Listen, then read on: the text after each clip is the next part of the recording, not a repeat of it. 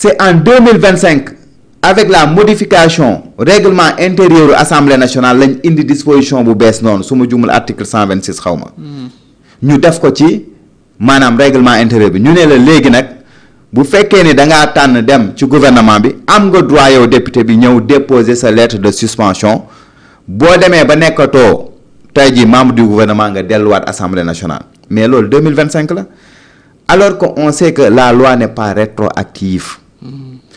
Ousmane Sonko bañ koy élire député c'était en 2024 ba muy démissionner assemblée c'était en 2024 moment boobu prévoir une fenn foo xam ne suspension am décembre 2024 précisément installé effectivement donc man du ma nekkuma ñu naan ay du député la parce que au moment où ñu proclamer résultat yi ba conseil constitutionnel ne ñii ñooy député rek donc dañuy constater que ni député la même avant ñu koy installer donc installation bi impacté wul en rien tey jii ci qualité député la wala du député voilà mais man sama problème mooy que ndax amoon na droit ñëwaat parce que dafa démissionner wala dafa suspendre et moom ci boppam moo ne dafa démissionner et les textes amul fenn fu ñu prévoiroon suspension lu dul en 2025 donc loi bu ñu indi en 2025 mënul ñëw di jël en compte loo xam ni c'était en 2024 parce que la loi n'est pas rétroactive. Aussi encore une fois de plus la loi dispose pour l'avenir. Est-ce que tey man foofu laa demee ni que loolu y en a qui pensent se tourner vers la Cour suprême gannaaw bu conseil constitutionnel waxee ne dafa incompétent pour yow y a des possibilités de l'attaquer au niveau de la Cour suprême. Bon, je ne pense pas que peut-être am nañ possibilité peut-être pour dem Cour suprême même bu ñu demoon foofu peut-être recours pour excès de pouvoir lañ fa mën a dem def. C'est recours pour excès de pouvoir c'est par rapport à un acte administratif. Okay. Et tey boo demee Assemblée nationale y a deux actes. Il y a des actes administratifs mooy par exemple administration bi nu muy fonctionner noonu entre les fonctionnaires qui sont là-bas. Et il y a des actes yi nga xam ni peut-être des actes législatifs ak yu demee noonu am na yoo xam ni. Cour suprême munu ci dara par exemple il y a des actes de gouvernement ak yu demee noonu yooyu aussi dafa naan moom tamit. dafa incompétent donc jàpp ne Cour suprême munu ci dara. man bon dama jàpp ni aussi bon lu jàll la. nañ ko bàyyi noonu ñu nekk ci leneen. élection dina amaat ñu préparer wu en conséquence. comprendre nga seen président d'honneur parce que moom mënoon na saisir le conseil constitutionnel def ko mu jaaxal ñu bari d'ailleurs. par rapport ak li mu ñëwaat. waaw mais tey xam nga moom bu ñëwee. mënoon na saisir le conseil constitutionnel. Ouais, mais mënoon na saisir le conseil constitutionnel mais nee naa la moom nekkul peut-être dans des jeux politiques et puis bëggoon na xëy na benn climat politique bu apaisé mu ne xaaral bàyyi et puis opposition bi ñoom ñoo tëb di dal di cëppi.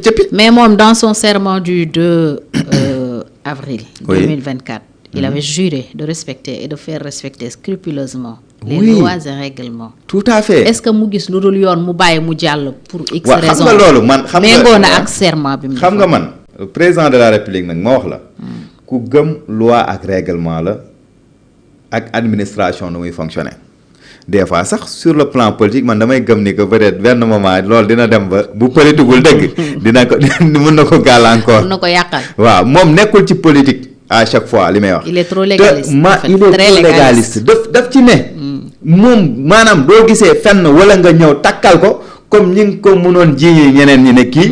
mu ngi jalgati loi fii wala mu ngi jéem a def ay gal man de gisaguma ko fenn de gisaguma ko ñenn ñi kay ñooy def seen i galgal mu bàyyi leen maintenant xam nga loolu man personnellement man président de la république ça inquiète quand même président de la république man dàquma ko jàng droit moom nee naa la magistrature jàll na ko donc kooku moo la gën a xam li droit di wax tey su demee man li ma wax sama jàngatu bopp la am na ñu ko jàngewul noonu mais man en toute logique li ma gëm la te gëm naa ni loolu moo waroon a mën a ne moom peut-être mën na ci am jàngat beneen léegi nag bu fekkee ni am na ñoo xam ne d'accorduñ ci comme opposition bi mais am nañ droit dem saisir ka nga xam ni mooy conseil constitutionnel xam nga man su doon man am naa possibilité boobu honnêtement parler dem saisir le conseil constitutionnel gis naa sax déjà seen proposition de loi yi mu bokk ci ñu ne le citoyen lambda dina mën a saisir par exemple le conseil constitutionnel la cour constitutionnelle bi ñu bëgg a def waaw mooy la saisie donc les pouvoirs seront renforcés voilà xam nga loolu déjà c'est bien dans la démocratie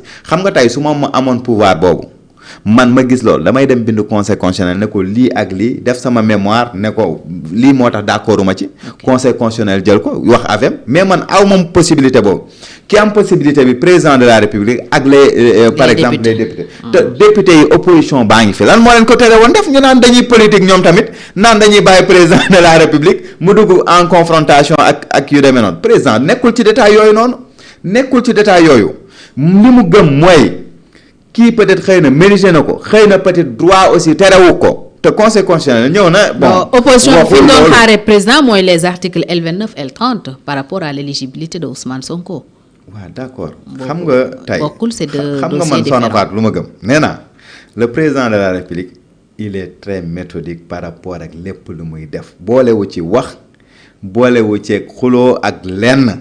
tekk la def méthodique boobu xam nga loolu non déglu ma may ma terminer ko lu am solo gis nga des fois dafa am ñoo xam ne da nga leen di bàyyi ñuy cëppi rek ci scène bi di cëppi di def yow xam nga fi nga leen téye ba pare nga xam ne bise ngi ci bés yi da ngay xam ni bise ngi ci bés yi donc jarul ngay sonal sa bopp mais yow président de la république def na projet de loi par rapport ak réforme yooyu yëpp daf lay leer ne réforme yooyu kulli aal day ñëw jàll yaa ngi comprendre ñoom ñu def benn modification ci loi électorale par rapport ak 2 articles alors que yow maanaam code électoral bi ci boppam la ñu prévoir ñëw modifier ko dama lay bàyyi nga def li ngay def rek. mais est-ce que du en toile de fond sax loolu moo fa nekk pour peut-être parce que président ni mu tëggee avant projet mi. oui nekkatul ay avant projet.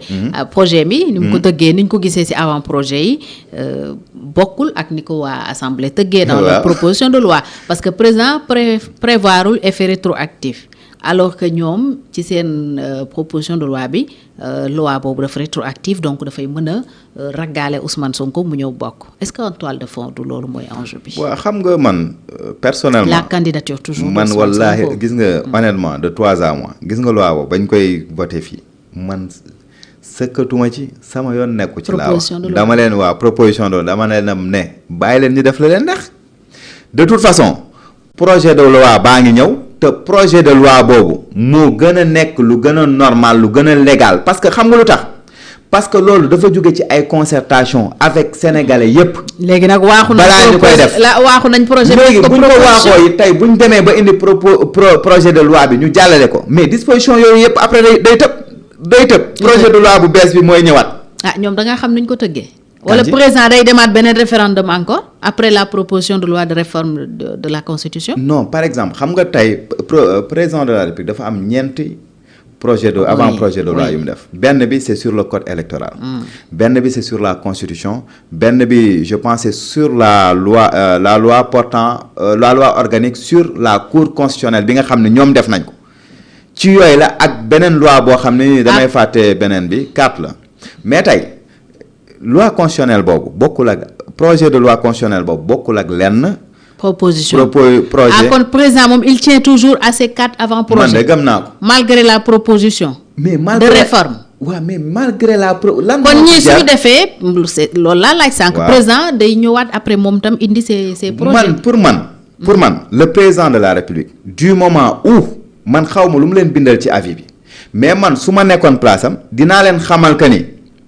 déjà c'est en procédure et que conseil constitutionnel joxe na avem ba def ay recommandations par rapport ak yenn modifications yi ñu war a mën a def bàyyi leen ba ñu jaarale projet de loi bi moo gën proposition de loi yi. loolu su ko naroon def est-ce que du ko woon def ci article L29 L30. parce que c'était la même situation. et qui peut le plus peut le moins. waaw moom mais xam nga fii moo gën a xam nga tey. mooy li ma lay wax xam nga ñun nekkuñu fi di dogatee ay proposition de loi ñun dañoo ñëw ñu généraliser lépp bëgg ko proposer sénégalais yi. mu war a jaar peut-être ci référendum wala ci leneen ak leneen.